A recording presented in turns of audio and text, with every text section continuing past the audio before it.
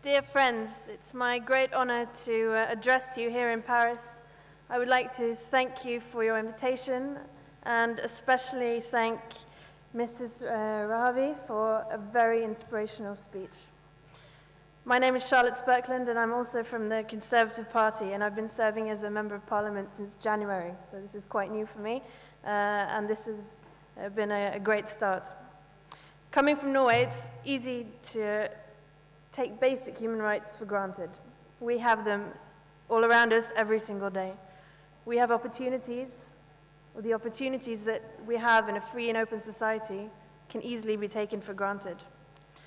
Our democratic political system respects the rights of individuals, and our laws and our 200-year-old constitution this year allow for all people, women or men, young or old, religious or non-religious, to live freely. As a girl, I have been guaranteed to go to school, to join a political party, to write letters to the newspaper. I can drive a car, even though I can't drive. I can go where I want. I can wear what I want. And maybe most importantly, when I go to sleep at night, I know that I'm safe the next day. These are freedoms that I take completely for granted. And my hope is that everyone in the world should be able to take these freedoms for granted. But the thought of losing them does scare me, especially meeting you, seeing the film, and of course, hearing about your heroes and martyrs.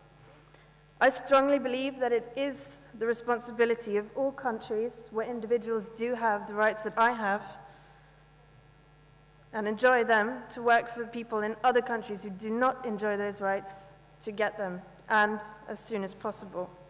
Iran is, of course, no exception.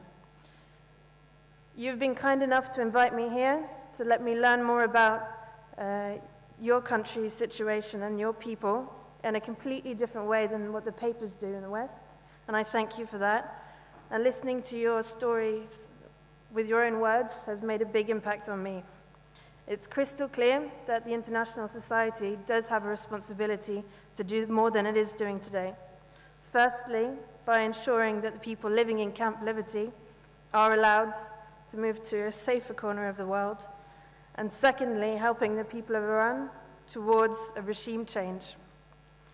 This means that when dealing with the regime in Iran, the principles of democracy and human rights always have to be promoted, and that the international society can never compromise on any of these values. To conclude, the message that I will take home with me to Norway is that the situation in Iran and in Camp Liberty is unacceptable. More people need to understand this in parliaments around Europe and other places, in governments, and amongst ordinary, normal people. All people need to understand the efforts that you're doing. And I hope to aid you in spreading the message. I strongly support your cause. I have an enormous respect for your commitment and for your bravery.